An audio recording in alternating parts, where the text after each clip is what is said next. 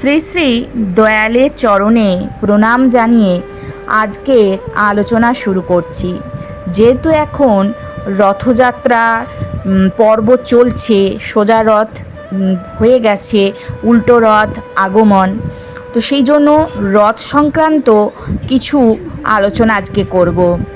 রথ মানেই হচ্ছে জগন্নাথ দেব। তো যাই হোক, জগন্নাথ দেবের মহাপ্রসাদ এত পবিত্র কেন পচে না জগন্নাথের মহাপ্রসাদ? কেনই বা জাতপাতের বিচার ভুলে একই পাত্রে তা মুখে তুলে নেন রাজা থেকে চণ্ডাল? একটি মাটির পাত্র, কাঠ কয়লার আগুন, অথচ ওপরের পাত্রের খাবার আগে সেদ্ধ হয় আর নিচের পাত্রের খাবার সেদ্ধ হয় পরে। কি করে সম্ভব? হাজার বছর ধরে যে রান্নাঘরের উনুন কখনো নেভেনি, যেখানে স্বয়ং মা লক্ষ্মী এসে রাঁধেন বলে বিশ্বাস, সেই পুরীর জগন্নাথ ধামের মহাপ্রসাদ কেবল খাবার নয়, এ এক জীবন্ত অলৌকিকতা। ভারতীয় পুরাণ, আধ্যাত্মিক বিজ্ঞান এবং লোকবিশ্বাসের চোখে কেন এই প্রসাদ মহাজগতের সবচেয়ে পবিত্র অন্ন? আজকের আলোচনার বিষয়বস্তুই হলো এইটি। সাধারণত দেবতাকে নিবেদিত খাবারকে আমরা প্রসাদ বলি, কিন্তু পুরীর অন্নকে বলা হয় মহাপ্রসাদ। পুরাণ মতে এই অন্ন সাধারণ কোনো উপাচারে তৈরি হয় না। স্কন্দ পুরাণ ও বামন পুরাণের বর্ণনা অনুযায়ী পুরীর মন্দিরের রান্নাঘরে স্বয়ং মহালক্ষ্মী অদৃশ্য থেকে এই রান্নার তদারকি করেন। কথিত আছে, ছায়া দেবী বা অন্য কেউ রান্না করলে তার স্বাদ বদলে যায়, কিন্তু মা লক্ষ্মীর ছোঁয়া লাগলেই সেই অন্ন স্বর্গীয় সুবাসে ভরে ওঠে। 56 ভোগের এই বিপুল আয়োজন করা হয় ভগবান বিষ্ণুর রসনা তৃপ্তির জন্য, আর যা স্বয়ং ভগবানের চব্য চস্য লেহ্য পেয় তা তো পবিত্রতার সর্বোচ্চ শিখরে পৌঁছাবেই। জগন্নাথ দেবের ভোগ নিবেদনের পরেও তা সরাসরি মহাপ্রসাদ হয়ে ওঠে না। এর পিছনে রয়েছে এক অসামান্য তান্ত্রিক ও পৌরাণিক রহস্য। মন্দিরের ভেতরেই অধিষ্ঠিত আছেন পরম বৈষ্ণবী শক্তি দেবী বিমলা। শ্রী জগন্নাথের উদ্দেশ্যে নিবেদিত অন্নভোগ প্রথমে দেবী বিমলাকে উৎসর্গ করা হয়।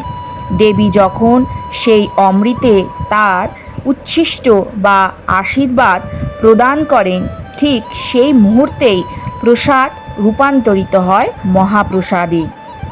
শাক্ত ও বৈষ্ণব দর্শনে এমন অপূর্ব মিলন আর কোথাও দেখা যায় না। শক্তি এবং পুরুষ উভয়েরই মেলবন্ধনেই এই অন্ন পরম পবিত্র ও জাগতিক সমস্ত কলুষতা থেকে মুক্ত হয়। প্রাচীন ভারতে যখন জাত পাত আর ছোঁয়াছুঁয়ির কঠোর নিয়ম ছিল, তখনও জগন্নাথের আনন্দবাজারে এক অবিশ্বাস্য দৃশ্য দেখা যেত। সনাতন শাস্ত্র বলে মহাপ্রসাদে কোনো স্পর্শ দোষ নেই। স্কন্দ পুরাণে পরিষ্কার বলা হয়েছে, একজন চণ্ডাল বা অন্তর্য শ্রেণীর মানুষের হাত থেকেও যদি প্রসাদ পড়ে যায়, তবে একজন পরম শাস্ত্রজ্ঞ ব্রাহ্মণও নির্দ্বিধায় তা ভূমি থেকে তুলে মুখে পুরে নিতে পারেন। এখানে সবাই সমান। মানুষের তৈরি জাতপাতের অহংকারকে চূর্ণ করে এই অন্ন মানুষকে এক পরমাত্মার সূত্রে বাঁধে। এই আধ্যাত্মিক সাম্যবাদী মহাপ্রসাদকে পৃথিবীর বুকে সবচেয়ে পবিত্র করে তুলেছে। মহাপ্রসাদ তৈরির পদ্ধতিটি বৈজ্ঞানিক দৃষ্টিভঙ্গিতেও এক বিস্ময়। মন্দিরের বিশাল রান্নাঘরে মাটির পাত্রের ওপর একটির পর একটি এইভাবে মোট 7টি বা 9টি পাত্র স্তরে স্তরে সাজিয়ে রাখা হয়। নিচে জ্বলে কাঠকয়লার আগুন। সাধারণ পদার্থবিদ্যায় নিয়ম অনুযায়ী নিচের পাত্রের খাবার আগে সিদ্ধ হওয়ার কথা, কিন্তু অলৌকিক বিষয় হলো সবার ওপরে থাকা পাত্রের অন্ন বা ডাল সবার আগে সিদ্ধ হয়, আর সবার নিচের পাত্রের খাবার সিদ্ধ হয় সবার শেষে। এই প্রক্রিয়ায় কোনো কৃত্রিম উপাদান, পেঁয়াজ রসুন বা আলু টমেটোর মতন বিদেশি সবজি ব্যবহার করা হয় না। সম্পূর্ণ দেশীয় ও আয়ুর্বেদিক নিয়মে তৈরি এই অন্ন তাই শরীর ও মন উভয়কেই শুদ্ধ করে। হাজার হাজার মানুষের জন্য রান্না এই খাবার কখনো উদ্বৃত্ত হলে নষ্ট হয় না, আবার কমও পড়ে না। ভক্তদের অভিজ্ঞতা বলে এই প্রসাদ দিনের পর দিন রেখে দিলেও তাতে কোনো দুর্গন্ধ ছড়ায় না বা তা পচে যায় না।